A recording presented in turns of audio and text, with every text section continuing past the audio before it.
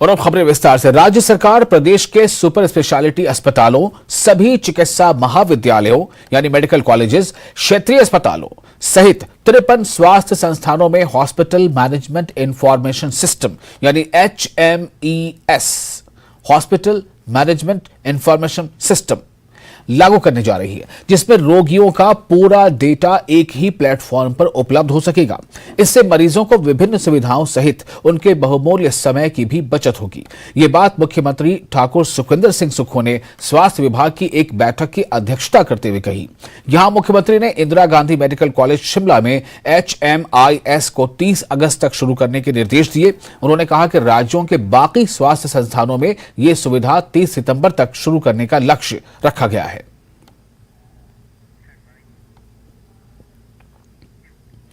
केंद्र से मिली राहत राशि पर सीएम सुखविंदर सिंह सुक्खू ने बड़ा बयान दिया है। सीएम ने कहा कि केंद्र से हर साल आपदा के लिए मिलने वाली राशि इस बार एडवांस में दे दी गई है। दिसंबर में मिलने वाली राशि अभी जारी की गई है। यहां सीएम ने आपदा निधि के तहत लंबित 315 करोड़ 80 लाख रुपए की राशि भी केंद्र से जारी किए जाने की अपील की। मानना है कि राहत राशि मैंने अभी एक न्यूज पढ़ी कि केंद्र की तरफ से राहत राशि, केंद्र की तरफ से भी राहत राशि की पहली किस्त आना का इंतजार है और केंद्रीय टीम कल ही मेरे से मुलाकात की है। जब आएगी अंतरिम राहत तो हम उनको बांटेंगे। और जो पैसे बांटने की बात कह रहे हैं वो राहत नेताओं के द्वारा नहीं है। अब वो ना राहत उन लोगों को देने के लिए है जो हमने जारी की है। हमने रिलीफ मैनुअल में परिवर्तन करके कहा है कि राहत 2 दिन के भीतर पहुंच जानी चाहिए। अब कोई नेता वहां पहुंच जाता है और अपनी फोटो खिंचवा लेता है, उसमें मैं क्या कर सकता हूं। मैंने तो डिप्टी कमिश्नर ने राहत देनी है, रसीद करवानी है और पैसे देने हैं, क्योंकि हर चीज का हिसाब किताब होता है, ऐसे नहीं दी जाती। तो इसका अब वो इस समय में जयराम जी की बातों का मैं जवाब नहीं देना चाहता, क्योंकि आपदा के समय में राजनीति नहीं करना चाहता और जनता से अपील करना चाहता हूं कि आपदा राहत कोष में आप अधिक से अधिक धन लगाएं। विधानसभा सत्र आएगा, हम बताएंगे कि आपने क्या किया है। कैबिनेट मंत्री विक्रमादित्य सिंह ने कहा है कि आपदा से सड़कों, पुलों और नेशनल हाईवे को करीब 2000 करोड़ रुपए का नुकसान हुआ है और इससे उबरने के लिए अब नए सिरे से और नवीनतम तकनीक से निर्माण कार्य होगा, जिसमें विशेषज्ञों की भी मदद ली जाएगी, उनकी राय ली जाएगी।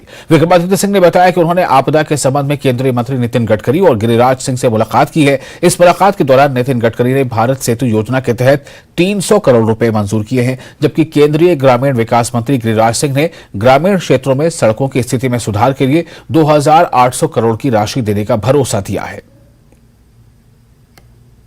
हमारा विभाग है लोक निर्माण विभाग, इसको भी बहुत क्षति जो है वो इस पूरे प्रकरण में पहुंची है। करीबन 2000 करोड़ का अनुमानित नुकसान है। अभी तक उसके एग्जैक्ट डेटा अभी तक हमारे पास नहीं आया है, मगर जो लास्ट डेटा उपलब्ध था that was around 2000 crore damage of roads, bridges and national highways in the state of Himachal Pradesh. इसके लिए हम जो है पूरे तरीके से इस कार्य को फिर से वापस पटरी पे लाने के लिए पूरे तरीके से प्रयास कर रहे हैं। मुख्यमंत्री जी प्रयास कर रहे हैं।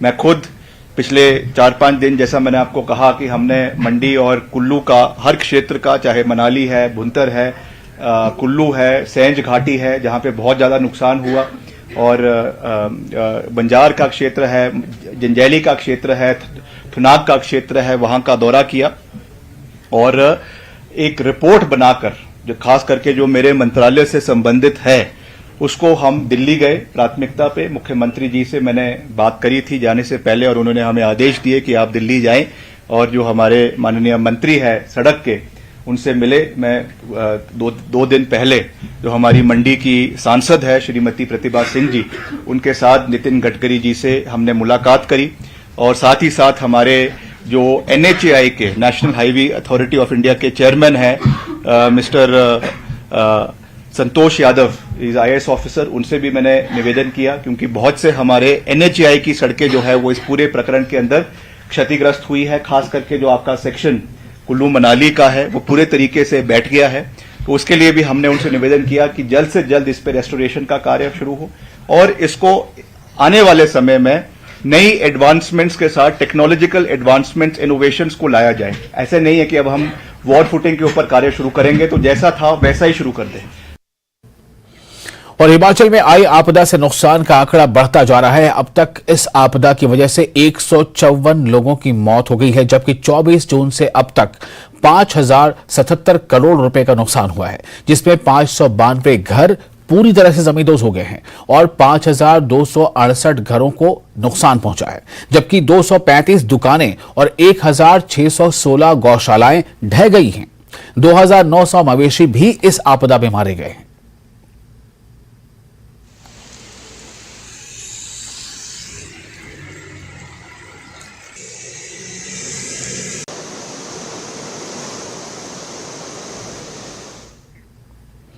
कांगड़ा और चंबा में भारी बारिश की चेतावनी जारी की गई है और इसको लेकर मौसम विभाग ने 25 जुलाई तक येलो अलर्ट जारी किया है। दोनों ही जगहों पर सुबह से ही रुक रुक कर बारिश हो रही है और बारिश की वजह से तमाम नदी नाले भी उफान पर हैं, जिसे देखते हुए प्रशासन ने लोगों से नदी नालों के पास जाने और गैर जरूरी यात्रा करने से बचने की सलाह दी है।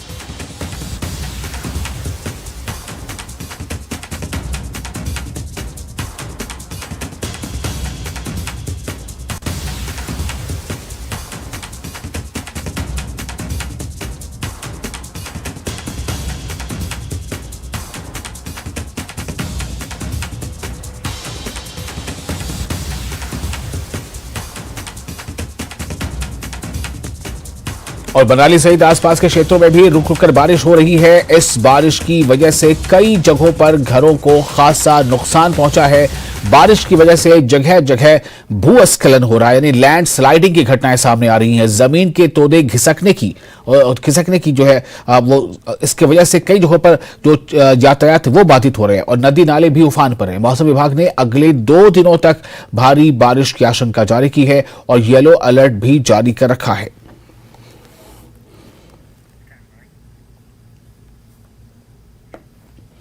रोहड़ू में बाढ़ के बाद लापता हुए रोशन लाल की लाश बरामद हो गई है, लेकिन इस बाढ़ में बहे 2 लोगों का सुराग अब भी नहीं चल पाया है।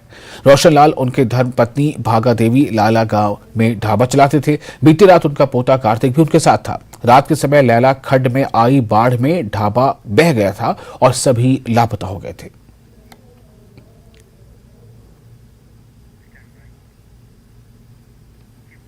मनाली में ब्यास नदी में पंजाब रोडवेज की बस मिल गई है। मनाली प्रशासन की देखरेख में तलाश अभियान चलाया गया था, जिसमें ग्रीन टैक्स बैरियर के लगभग 300 मीटर नीचे नदी के बीच में बस दबी हुई पाई गई। ये बस भारी बारिश के चलते 10 जुलाई को बाढ़ की चपेट में आ गई थी।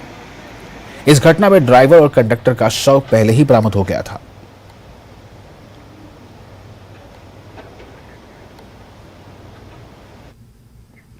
शाहपुर विधानसभा की भनाला पंचायत में बारिश के बाद मच्छियानी गांव पर भूस्खलन का खतरा मंडरा रहा है। यह सूचना पाकर शाहपुर के विधायक केवल सिंह पठानिया, साइंटिफिक ऑफिसर सुनंदा पठानिया और अधिकारियों के साथ घटनास्थल पर पहुंचे और हालात का जायजा लिया। इस दौरान केवल पठानिया ने मच्छियानी गांव में प्रभावित परिवारों का कुशल क्षेम पूछा और तुरंत राहत और बचाव कार्य शुरू करने के आदेश भी दिए।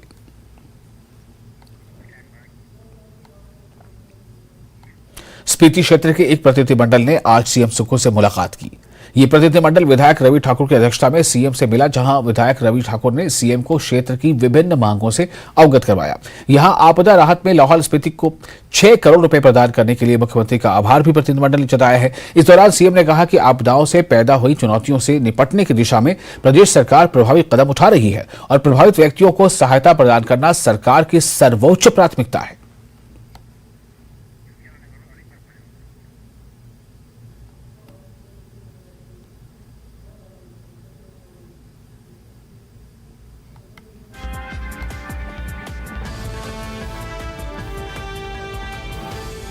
तो सीएम ने कहा है कि आपदाओं से पैदा हुई चुनौतियों से निपटने की दिशा में प्रदेश सरकार प्रभावी कदम उठा रही है। वो हर ऐसे काम कर रही है जिससे जल्द से जल्द जो राहत राशि है वो बांटी जा सके और प्रभावित व्यक्तियों को सहायता प्रदान करना सरकार की सर्वोच्च प्राथमिकता है। महंगाई है, वो बोली तो मेरा भाई है। कर लो इश्क। कहते कितना सुंदर तुम एक्ट करती हो, अफेक्ट दिल के डायरेक्ट करती हो। शायरी देखो आजकल की सारी लैंग्वेज मिक्स कर रहे हैं। कितना सुंदर तुम एक्ट करती हो, अफेक्ट दिल के डायरेक्ट करती हो। मैनू कहती तुमसे नफरत है और टैटू वाला सिलेक्ट करती हो। जो भी कहना मुझे कह मर ले, बिच पब्लिक क्यों कलेक्ट करती हो। एनीवे मैं भूल सो अब वो लोग, वो जमाना और था, ये जमाना और है। अब भी होंगे, अब भी होंगे लोग, क्योंकि होंगे लोग। वारिस शाह, लैला मजनू, वो जो कहानियां थी, या वो या आपके टाइम, उसमें और अब में क्या फर्क है? उस टाइम का क्या इश्क और मोहब्बत है? इश्क तो वैसे ही है, लोग थोड़े कम, थोड़ा लेवल, इश्क जिंदगी से ताल्लुक रखता है ना। जो इस लेवल की थिंकिंग है, उसी लेवल के गाने हैं, उस लेवल का ही है। लेकिन ये नहीं है कि खाली होगी दुनिया, अभी भी होंगे, अभी वारिस शाह नहीं है। वो शायर नहीं है, उसकी मोहब्बत को उजागर का है। लोग सच्चे सादिक लोग हैं, ऐसी कोई बात नहीं। दूसरा, क्योंकि नुसरत साहब के साथ आपने बहुत सारी परफॉर्मेंस की, गुलाम साहब के साथ बहुत सारी परफॉर्मेंस की, कोई ऐसा किस्सा जो आपको साथ जोड़ता हो, उनकी वो बातें हमेशा याद रहती हो? क्योंकि मुझे लगता है कि वो जो एक आपका दौर था, वो सब, वो शायद अभी कभी नजर आती है। उस्ताद नुसरत फतेह अली मरहूम को आप जानते हैं? सभी जानते, नुसरत साहब सब जानते हैं, पूरी ऑडियंस। तो वो जीनियस थे, वो दुर्वेश थे, वो कमर्शियल सिंगर नहीं थे, वो असल सूफी सिंगर थे। तो वो लोग हैं जो 500-600 साल से यही काम। तो मेरी बहुत तमन्ना थी, आरज़ू थी कि उनकी ज़ियारत की जाए, मिला जाए। तो इंग्लैंड में एक एशियन सॉन्ग कॉन्टेस्ट होता है, वहाँ पे हिंदुस्तान पाकिस्तान के लोग, फनकार, उनका कंपटीशन होता है। वहाँ से फर्स्ट सेकंड, ये वो जो भी होता है, जैसे आजकल रियलिटी शो है, वहाँ पे होता था। तो कुछ जज इंडिया से जाते हैं, कुछ वहाँ से। तो इंडिया से मुझे कॉल किया गया, उधर से मैंने जाके पूछा कि पाकिस्तान से जज कौन है? तो कहने लगे वो जो चले आ रहे हैं। तो नुसरत फतेह अली खान को मैंने देखा तो ऐसे लगा जैसे स्वर्ग का पहाड़ ही चला आ रहा हो। तो मैं एकदम, मैंने कहा खान साहब, आज जज तो आप, जजमेंट आप ही करेंगे, जज आप हैं, मैं तो मौसीकी का मुजरिम हूँ, वैसे फाइल लेके बैठ जाऊंगा। बस वो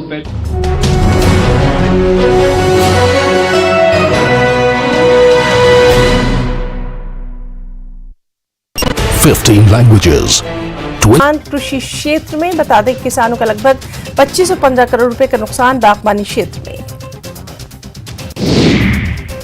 मनाली सहित आसपास के क्षेत्रों में बीते दिनों हुई भारी बारिश से ब्यास नदी में आई बाढ़ के कारण जहां कुल्लू से मनाली के मध्य नेशनल हाईवे 3 कई स्थानों पर क्षतिग्रस्त, इसके साथ ही संपत्ति को भी भारी नुकसान। हमीरपुर में बारिश के चलते करोड़ों रुपए का नुकसान, सबसे ज्यादा सुजानपुर और भोरंज क्षेत्र में नुकसान। उपायुक्त हेमराज बैरवा के अनुसार बारिश की वजह से जिले को करीब 191 करोड़ का नुकसान। मुख्य संसदीय सचिव रामकुमार ने दून विधानसभा क्षेत्र की ग्राम पंचायत पट्टाबाड़ियां, दाड़वा और जाडला के कई गांवों का किया दौरा और बारिश और बाढ़ से प्रभावित नुकसान का जायजा लिया। प्रभावित परिवारों को 8,45,000 रुपए के चेक तथा पट्टाबाड़ियां में 10,000 रुपए नकदी राशि फौरी राहत के रूप में वितरित की। खबर चंबा से है, जहां जोतमार्ग पर कार में जिंदा जले बीएसएफ के जवान के मामले में सनसनीखेज खुलासा। पुलिस ने बीएसएफ जवान को जिंदा पकड़ा। चंबा पुलिस ने जवान को बेंगलोर में धर दबोचा।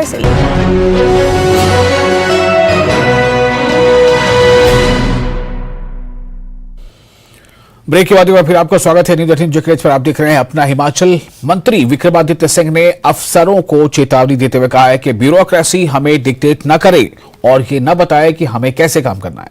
विक्रमादित्य सिंह ने कहा कि वो इस मुद्दे को सीएम के पास उठाएंगे। यहां विक्रमादित्य सिंह ने उद्योग मंत्री के बयान पर भी प्रतिक्रिया दी और कहा कि मैं कभी मन की बात नहीं करता, हमेशा जनता के मुद्दों की बात करता हूं। I have highest regard. When I say highest, I mean the highest regard for the bureaucracy of the state. प्रदेश की जो अफसरशाही है, उनके लिए मेरे मन में और हमारे मन में बहुत मान सम्मान है, because we understand that for a successful government there has to be equal coordination between the government, that is the elected government, and the bureaucracy. मगर मैं ये कह देना चाहता हूं कि जिस तरीके से कुछ अधिकारी अपने को जो है लक्ष्मण रेखा को लांघने का कार्य कर रहे हैं, और इस चीज को हम टॉलरेट नहीं करने वाले हैं।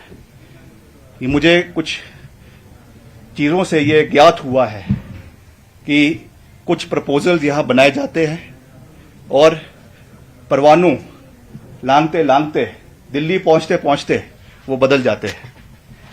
मैं इस चीज के बारे में ज्यादा जो है वो लंबी बात नहीं कहना चाहता हूं। ये देखिए, everybody has a right to express their views. I have expressed the views not on Vikramaditya didn't say those words were uttered by people who we met. As I said that I don't believe in speaking of Man Ki Baat. I believe in listening to the people of the state. And I just reiterated those points. Anyways, the government will look into it. The Honorable Chief Minister will look into it. He has assured me that a committee will be formed which will look into these matters. And these are grave issues which need to be looked into. And we will continue to raise issues pertaining to the people of Himachal Pradesh. और विक्रमादित्य सिंह के बयान पर नेता प्रतिपक्ष ने प्रतिक्रिया दी। उन्होंने कहा है कि कांग्रेस सरकार के मंत्री ही अपने सरकार के खिलाफ मुखर हो गए हैं। ये विक्रमादित्य सिंह के बयान से साबित हो रहा है। जयराम ठाकुर ने कहा कि आपदा के समय मंत्रियों का इस तरह का बयान ये दर्शाता है कि सरकार में कुछ भी सही नहीं चल रहा है। आपदा के समय में भी जनहित के बजाय आपस में उलझे रहने वाले लोग प्रदेश का भला नहीं कर सकते हैं।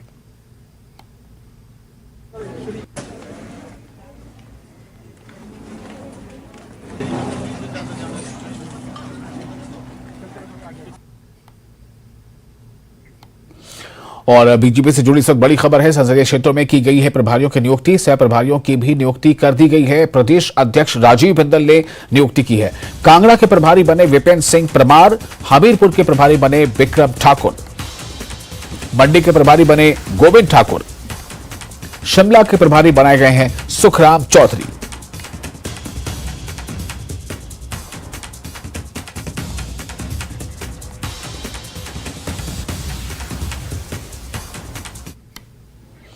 और सेब विवाद मामले में सीएम सुक्खू ने कहा है कि सेब कानून के हिसाब से ही बिकेंगे। मंडी के भीतर वजन के हिसाब से सेब बिकेगा, जबकि मंडी के बाहर सबकी अपनी मर्जी है। सरकार ने किसी को रोका नहीं है। इससे पहले सीएम ने प्रेस नोट जारी कर कहा था कि आढ़तियों से मुलाकात के बाद पुरानी व्यवस्था जारी रखने पर सहमति बनी है। पूरी कोशिश कर रहे हैं कि इस आपदा से जो नुकसान हुआ है और जो जहां भी लैंडस्लाइड हो रहा है वहां से हम अपने लोगों को निकाल सकें। नहीं, आढ़ती मुझे मिले थे और उन्होंने कानून बना रखा है कि किलो के हिसाब से सेब की बात है।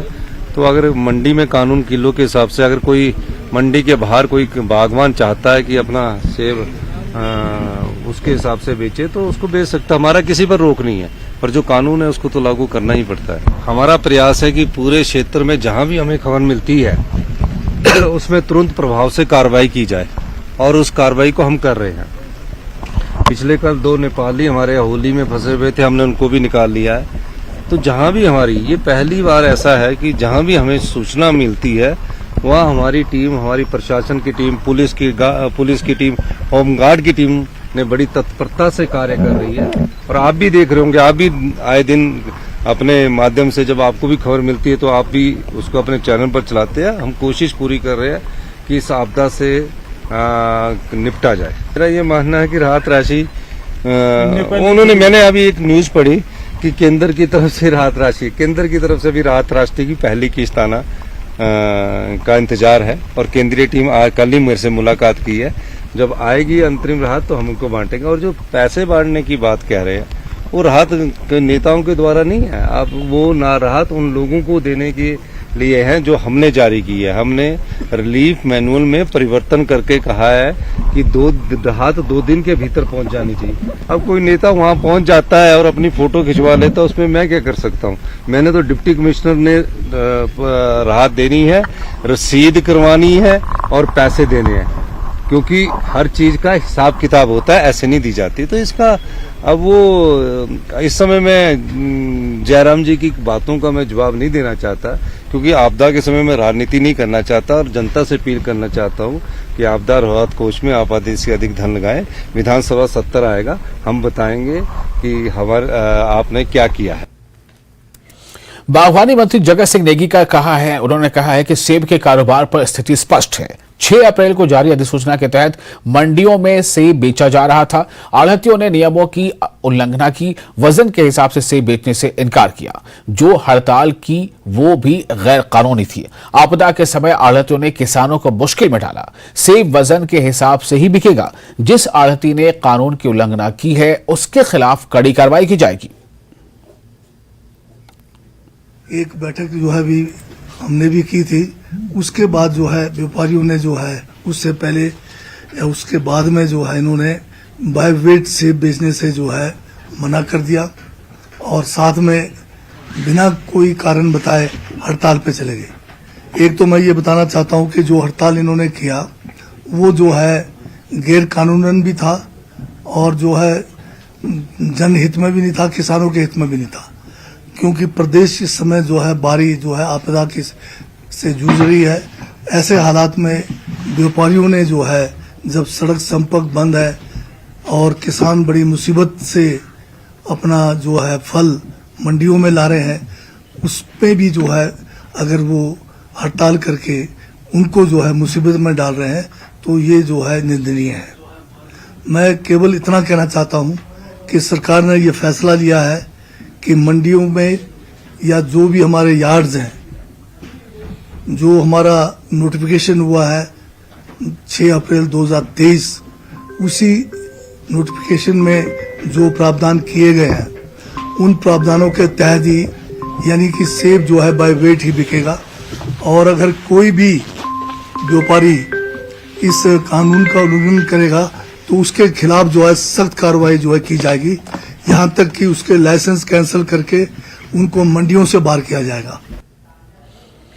ऊना होशियारपुर रोड पर स्थित पुल बहाल होने के लिए तैयार हो रहा है। बता दें कि ये पुल 9 जुलाई को भारी बारिश और बाढ़ के चलते क्षतिग्रस्त हो गया था और नेशनल हाईवे अथॉरिटी के अधिकारियों ने युद्ध स्तर पर इस काम को करवाते हुए 23 जुलाई तक इसे यातायात के लिए खोलने का खाका तैयार किया है। हालांकि भारी बारिश की चेतावनी के बीच अधिकारी बाढ़ के खतरे को भी नजरअंदाज नहीं कर पा रहे हैं।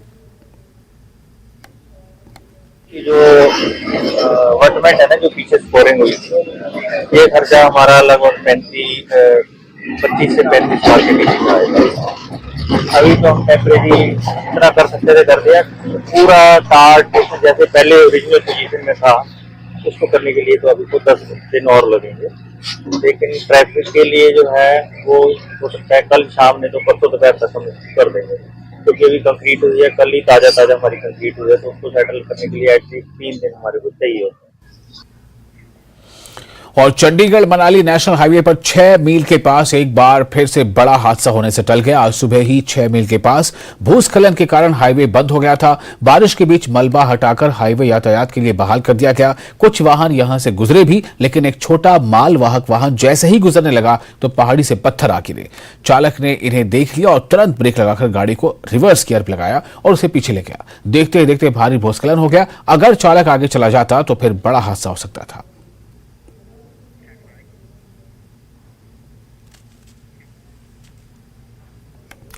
कांगड़ा के नगरोटा में 4 लेन के निर्माण कार्य के चलते कई परिवारों का आशियाना उजड़ गया है, जिससे लोग किराए के मकान रहने को मजबूर हैं। इस मामले को लेकर इन लोगों ने एसडीएम से सरकारी जमीन मुहैया कराने की अपील की है, जिस पर एसडीएम ने इन लोगों को इनकी मांग पर भरोसा दिलाया है।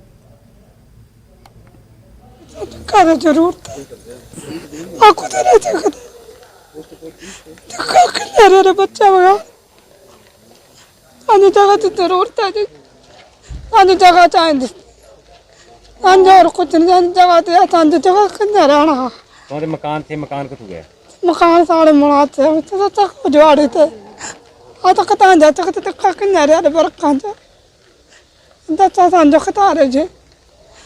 जगह चाहिए बस। देखिए जी, अगर एसडीएम साहब नहीं आते तो हम तो यहीं रहेंगे। सरकार रहेंगे तो यहाँ इतने डेरा ला लेंगे, जितनी जगह देंगे तो तो डेरा ला लाना। कहाँ रह रहे हो? जब आपके मकान उखड़ गए तो कहाँ रह रहे हो आप? हम बाहर रह तरपाल ला दे, तरपाल ला जो बरका जो बच्चा लेना रहा दे।